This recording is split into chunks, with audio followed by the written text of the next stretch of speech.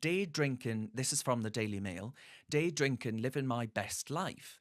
Gen Z youngsters claim that COVID put them off work because they don't have social skills and they're not taught how to get a job in school, and say competition and fear of rejection puts them off interviews.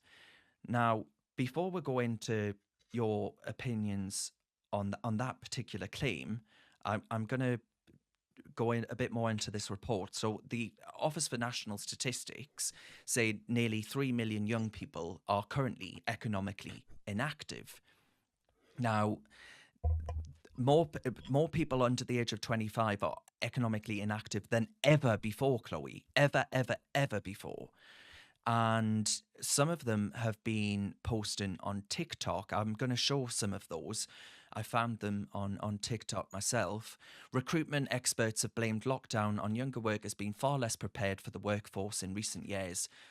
Also, Chloe, dare I say, we're sending more people to university, right? So there are going to half of young people go to university these days. So that's half Complete of young waste of people, time for most of them. exactly, without any I work was a bit of a experience. I was a bit of a geek, and I actually liked writing essays and reading, and I just did it for fun, right? So people call me a hypocrite because I slag off universities, but I actually went to one. But for me, it was for fun. I don't genuinely think it makes me a better worker in some way.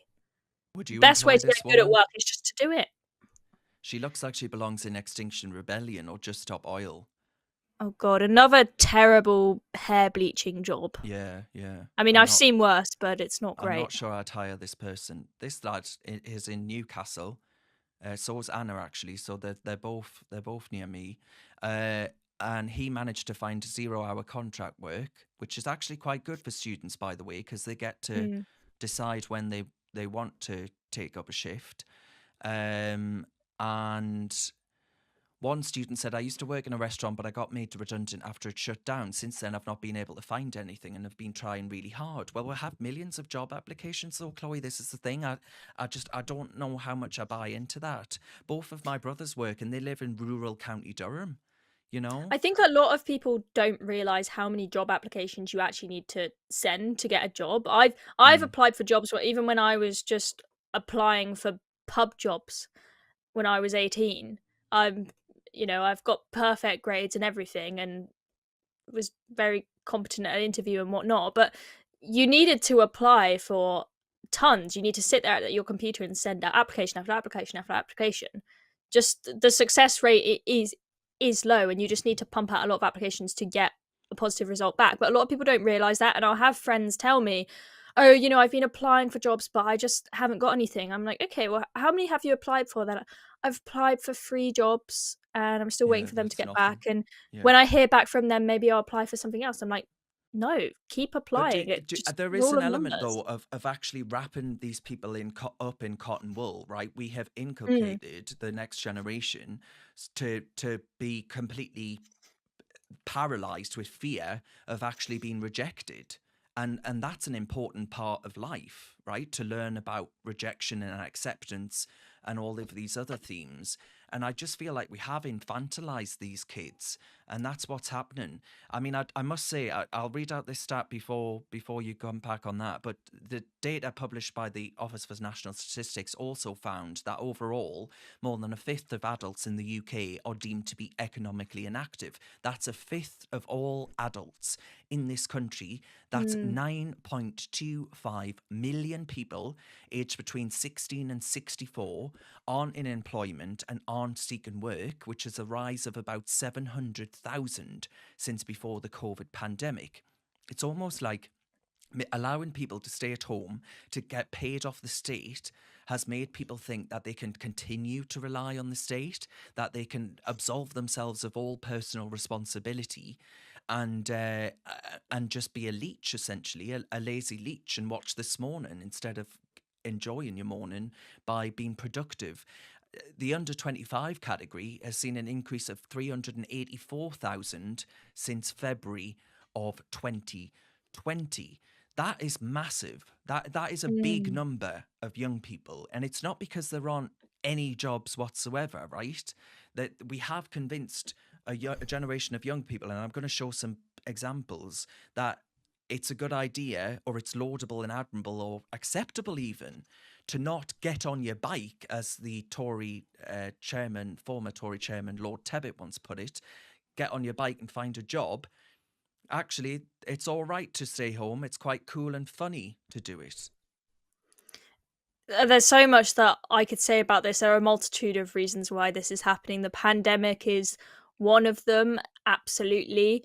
As we know with any kind of habit, any kind of goal, if you fall off the wagon, you need to get back on as quickly as possible. Now, people who were put out of work and put onto furlough during COVID, if it was just for 3 weeks to flatten the curve, it would be quite easy for them to get back into that routine. However, some people were on furlough for years, and it is quite hard to get back into a habit, get back into a routine that when you've just been, as you say, sat on the sofa watching This Morning for so long. We've also got a lot of people out of work due to mental health issues. Now, some of that I do think is that we tell people that they have mental health problems more. People who are just feeling a little bit of down, we're like, you've got depression off work. But also, I do genuinely think that mental health issues have got a lot worse because of the pandemic, especially in these young people. And when we have an NHS that provides little to no help for mental health, if you can get an appointment, you're bloody lucky. And then when you get an appointment, the NHS doesn't really provide proper therapy and actually get to the root of the problem. What they do is they just give you drugs. They're like, oh, here are some antidepressants, off you go, take the drugs, don't fix the problem. It's just a sticking plaster. You have to have money to actually afford proper therapy and get help, sadly, which is a great shame. I really wish the NHS would do more. Right, let's have a listen to some of these young people then. First up is this kid here called Spamsers, I think is his TikTok handle. But anyway. Making a party, chocolate Barbie. No, we ain't giving that's all of those young people there dancing away to Another One Bites the Dust by Queen, a remix version, I assume, and says when the dole doubling the money, and they're all like, it's cool, right? It's become cool. This other one, somebody please tell me, called It's Me Bad Mom, which is quite the admission, says this. Somebody please tell me why I'd ever get a job when this is my weekly universal credits that I get. I mean, why would I get a job? I get your monthly wage in a week. So why would I put myself out and get a job? I mean, I'm living my fucking best life. Fucking hell. Apologies if anyone was upset by that language, but you can see there that she's got a vape in her page. Oh, I've just noticed that. I thought it was a microphone attached. No, she's got a vape in between her breasts, and she's talking about it. For those that can't see, by the way, they might be watching on iPhones or whatever. The total benefits is £1,151.90 per week in universal credit. And she's able to afford these disposable vapes, which are quite expensive, actually. And yeah, it smacks of, she's got a point, actually. Why would you work if you can get away with getting paid all of that money for not doing so? We don't incentivize work in this country. I mean, if someone wants to give me $4,500 a month to do nothing, be my guest. That would be amazing. How has she got that much? I know there are rules where She's one benefit she's got anxiety or something. Anxiety. I know you can stack these benefits up, but I know there are rules as to one tails off if you get more of another. It seems crazy that you would get that much, but it is possible if you play the game right. I know my best friend's a lawyer. He said he was doing a case for a woman who manages to get $50,000 a year, which is roughly what this woman is getting, just off benefits from stacking them all up, and her housing was basically free as well. So no rent and $50,000 a year. Madness. Yeah. This kid. I'm going to be day drinking and smoking cigarettes in a public park at 2 p.m. in the afternoon, which I am quite excited to do. Alrighty, so today. So he stood there, right, in his designer jacket, his hoodie, his trackies. I mean, if he walked into a job interview looking like that, I wouldn't give him a job. But also this kid it's cool. It's cool to brag about being on the dole. I remember my granddad telling me that he cycled miles and miles in order to get a job because the fear of being seen as unemployed was so intoxicating that like he would be unable to actually rationalize living with himself if he were to not make an income to be able to provide for his household. And I just, where have we gone wrong where we now actually see it as being really cool to live off the taxpayer so other people can go out and work so that I can sit on my arse and waste my youth?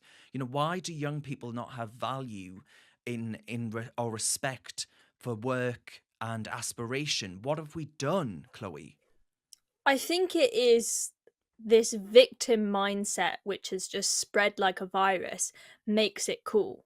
So it used to be the case that if you do something ambitious and you work through hard times to get there, that is a person that we look up to and we respect. But now someone who we respect is somebody who says they've got 10 different conditions, including gender dysphoria and whatever else. And we say, you're so brave for talking about your issues and getting help from the government, getting all this money and sitting on your butt all day. You're so brave for doing that. And you're so brave for sitting on the internet, being a keyboard warrior, calling out people for misgendering people. This is what we consider to be someone who we respect and someone who's a hero these days. I don't know how we've ended up here. I feel like people who actually do ambitious, amazing things with their lives, people barely even look up to them anymore. It's just pathetic. And actually, I said there was a school, I forget where it was. Shout Exeter out if you School. Exeter, well done. There was a school in Exeter which renamed its houses, it's different parts of the school, that were named after those who had served in the Royal Navy. And I said, a society that forgets its great men ceases to create great men. And I stand by that. And I think that we do destroy and denigrate Britain's history at our peril, because we are already ceasing as a country to create great men. And I was really women. disappointed, but I was really disappointed by this story because Exeter School is a school that was in the southwest where I'm from. I knew it well. I used to go there to do debating competitions and whatnot. And this was one of the best schools in the southwest. Absolutely fantastic teaching, fantastic facilities. The kids there, from everything I saw, were so driven. And it's just really disappointing to see it now going down a downwards path, falling into this woke madness. And rather than focusing on providing kids with an amazing education, which is what a school should do, they're now focusing on making sure they're not upsetting anyone with any offensive building names. It's a really great shame. Have you got what it takes to be a reasoned presenter? Well, send us a short clip of yourself to join@reasoned.uk and we might be seeing you on this very channel very soon indeed.